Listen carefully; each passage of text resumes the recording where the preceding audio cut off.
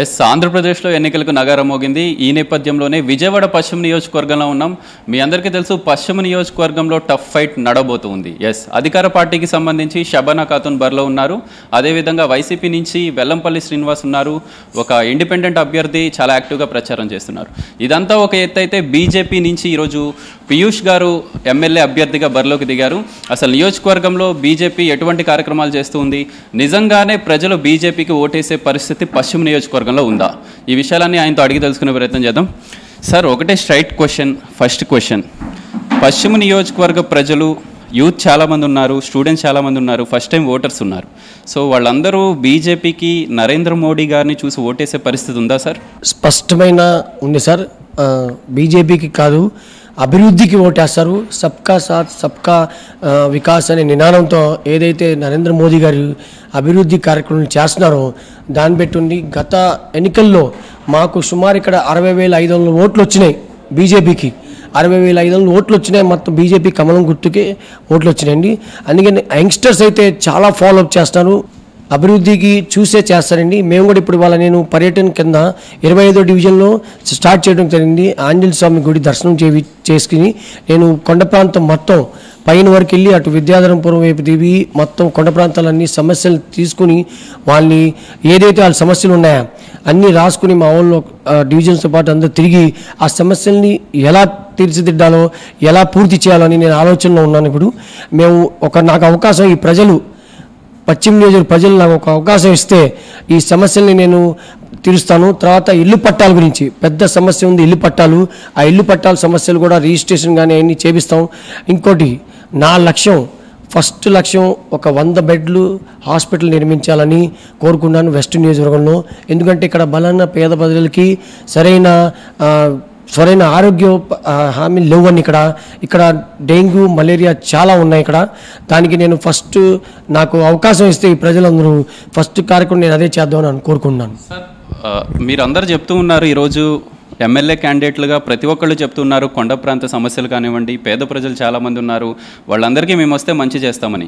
So అందరూ నాయకులు చెప్తున్నారు, ఎలక్షన్లప్పుడే చెప్తున్నారు తప్ప మళ్ళీ తిరిగి మా వైపు చూసే పరిస్థితి లేదని చెప్పి ఈరోజు మేము కొండ ప్రాంతాల్లో పర్యటించినప్పుడు ప్రజలు పెద్ద ఎత్తున చెప్తున్నారు. అండ్ ఇంకొక విషయం కూడా మీరు గమనించాలి సార్, ఈరోజు క్యాండిడేట్గా ఉన్నారు కాబట్టి కొండ ప్రాంత ప్రజలు మాకేమీ వేల లక్షల రూపాయలు అవసరం లేదు, ఒక రిటర్నింగ్ వాల్ కావాలి, కనీసం ఎక్కేందుకు మెట్లు ఉంటే చాలు అని చెప్పి దేహి అని అడుక్కునే పరిస్థితి ఉంది. సో అందరు ఎమ్మెల్యేలానే ఉండబోతున్నారా పీయూష్ గారు? ఒకవేళ ఎమ్మెల్యే అయితే ఏమైనా మార్పు చూస్తున్నామా ఈ పశ్చిమ నియోజకవర్గంలో అంటే ఏం చెప్తారు? సరైన మార్పు చూస్తారని, పెద్ద స్థాయిలో మార్పు చూస్తారని. ఎందుకంటే మేమంతా మోదీ గారు ఆశీస్సు, మోదీ గారు అడుగుజాలలో నడుస్తున్నాం. ఆయన అయితే ఏదైతే పేద బలైన ప్రజల్ని ఏదైతే ఆయన అభివృద్ధి కార్యక్రమాలు పెట్టారో, చాలా రకాల కార్యక్రమాలు పెట్టారో. గత 5 ఏళ్ళలో చూసుకోండి, 60 ఏళ్ళుగా వాళ్ళు చేసిన పనులు మేము గత 5 ఇయర్స్లో చేయని పనులు చేసాం. మేము వాళ్ళ 60 ఇయర్స్లో వాళ్ళు పేదలని అందరినీ పేదలుగానే ఉంచేశారు. ఎందుకంటే వాళ్ళకి ఓట్ బ్యాంక్ గురించి పేదలుగానే ఉంచారు, డెవలప్మెంట్ లేదు. మోదీ గారు వచ్చి ఈ 5 ఏళ్ళలో వాళ్ళు చేసిన అభివృద్ధి సబ్కా సాత్ సబ్కా వికాస్ అనే నిదానంతో ఆయన చేసిన అభివృద్ధి ఓన్లీ పేద ప్రజల గురించే. ఆయన కూడా ఒక బీసీ కులం నుంచి పేదల నుండి వచ్చిన ఆయన అదే అభివృద్ధిలో కూడా మేము కూడా నడుస్తామని, మా పార్టీ కూడా నడుస్తుందని ప్రజలందరికీ చెప్తున్నాను. పీయూష్ గారు, అందరినీ అడుగుతూ ఉన్నాం. ఎస్, వెల్లంపల్లి గారిని అడిగాము, అలానే ఎమ్మెల్యే క్యాండిడేట్స్ ఎవరైతే ఉన్నారో వాళ్ళందరినీ ఒకటే క్వశ్చన్ అడుగుతున్నాను. సరే, ఎవరి ఆన్సర్ వాళ్ళు చెప్తూ ఉన్నారు. పీయూష్ గారు కరెక్ట్గా చెప్తారని నేను అనుకుంటున్నాను. ఈ నియోజకవర్గం చాలా క్రూషియల్ నియోజకవర్గం, ఈరోజు చాలా ఇంపార్టెన్స్ ఉంది. పీయూష్ గారి దగ్గర కూడా పెద్ద ఎత్తున డబ్బులు ఉన్నాయి, అందుకోసమే టికెట్ పీయూష్ గారికి బీజేపీ నుంచి ఇచ్చారు. సో టీడీపీ వాళ్ళు చెప్తూ ఉన్నారు 4,000 5,000 అంటున్నారు ఓటుకి, వైసీపీ వాళ్ళు అంతకన్నా ఎక్కువ ఇస్తామంటున్నారు. మరి పీయూష్ గారు ఇక్కడ ఓటర్లకు ఎంత ఇవ్వబోతున్నారు, అసలు ఎంత దాశారు?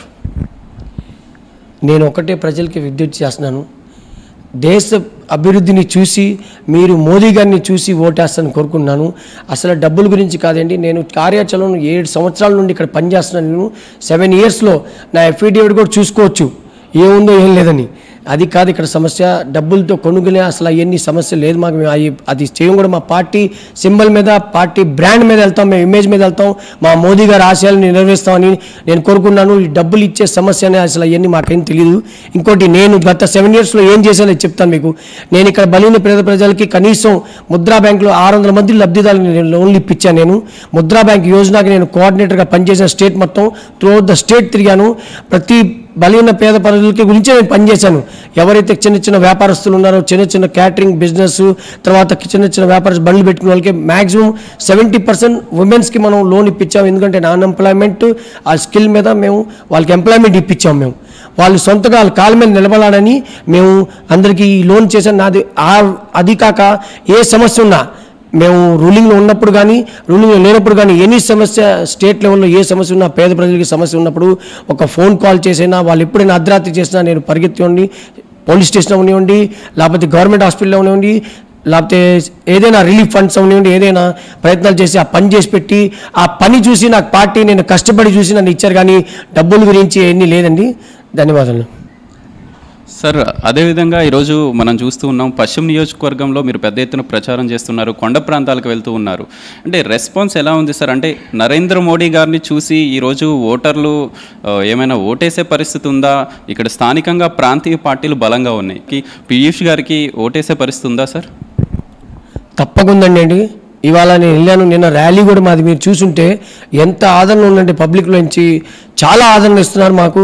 వాళ్ళ బ్లెస్సింగ్స్ కూడా వాళ్ళు చాలా ఆదర్శ. వాళ్ళు మేము కొండ ప్రాంతంలో వెళ్తే ఒక్కళ్ళు కూడా అసలు వాళ్ళకి అందరూ తెలుసు అది మోదీ గారు ఏంటి, కమలం గుర్తు ఏంటని తెలుసు.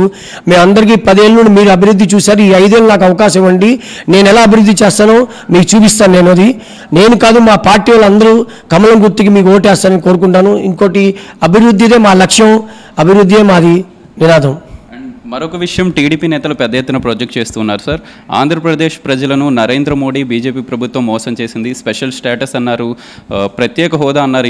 ఈ అంశాలన్నీ పక్కన పెట్టేసి కేవలం సొంత లాభాల కోసమే ఈరోజు బీజేపీ పార్టీ ఇక్కడ నడుస్తుంది, ప్రజలను అన్యాయం చేసేశారని చెప్పి టీడీపీ నేతలు చాలా బలంగా ప్రొజెక్ట్ చేస్తూ ఉన్నారు.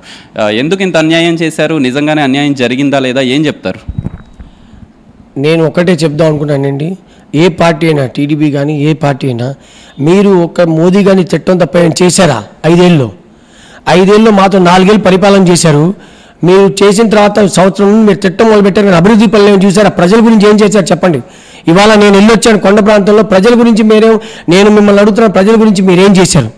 ప్రజల గురించి సమస్యలు ఆలోచించకుండా మీరు ప్రజల గురించి ఆంధ్రప్రదేశ్లో ఏం చేస్తారు అభివృద్ధి చూపించండి నాకు. నేను దేశవ్యాప్తంగా మీరు చూడండి, గత 5 ఏళ్ళలో ఎంత అభివృద్ధి జరిగిందో, గత 60 ఏళ్ళలో ఎంత జరిగిందో 5 ఏళ్ళలో చూడండి. అందుకే మీ అందరిని అడిగేది అదే, అభివృద్ధి మా లక్ష్యం, అభివృద్ధి మా ధ్యేయం.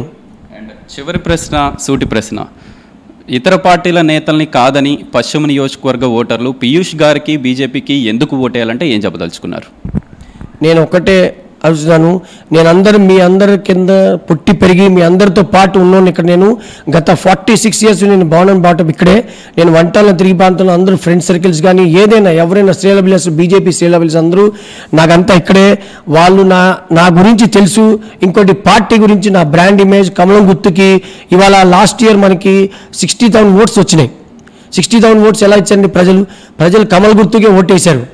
అందుకే నేను ప్రజల్ని కోరికలు ఒకటే, మమ్మల్ని మీరు ఆశిస్తారని కోరుకుంటున్నాను. విజయవాడ పశ్చిమ నియోజకవర్గ బీజేపీ అభ్యర్థి పీయూష్ గారు ఒకటే చెప్తూ ఉన్నారు, గత పాలకులు ఎవరైతే ఇక్కడ స్థానికంగా ఎమ్మెల్యే అయ్యారో కొండ ప్రాంత సమస్యలతో పాటు పేద ప్రజలను వాళ్ళు నిర్లక్ష్యం చేశారు. ఖచ్చితంగా ప్రజలు ఒక అవకాశం ఇస్తే ఈ నియోజకవర్గాన్ని మోడల్ నియోజకవర్గంగా తీర్చిదిద్దే ప్రయత్నం చేస్తాను. అదేవిధంగా కేంద్ర ప్రభుత్వానికి సంబంధించి నరేంద్ర మోడీ అక్కడ అధికారంలోకి రాబోతున్నారు కాబట్టి కేంద్రం నిధులన్నీ తెచ్చి ఖచ్చితంగా పశ్చిమ నియోజకవర్గాన్ని మరింత అభివృద్ధి దిశగా పరుగులు పెట్టిస్తానంటున్నారు పీయూష్ గారు. చూడాలి, భవిష్యత్ నిర్ణయిస్తుంది, ఓటర్ నిర్ణయిస్తారు ఎవరు స్థానిక ఎమ్మెల్యే అవుతారనేది. వీడియో జర్నలిస్ట్ రాజేష్తో గోపీకృష్ణ, న్యూస్ 16, విజయవాడ పశ్చిమ నియోజకవర్గం నుంచి.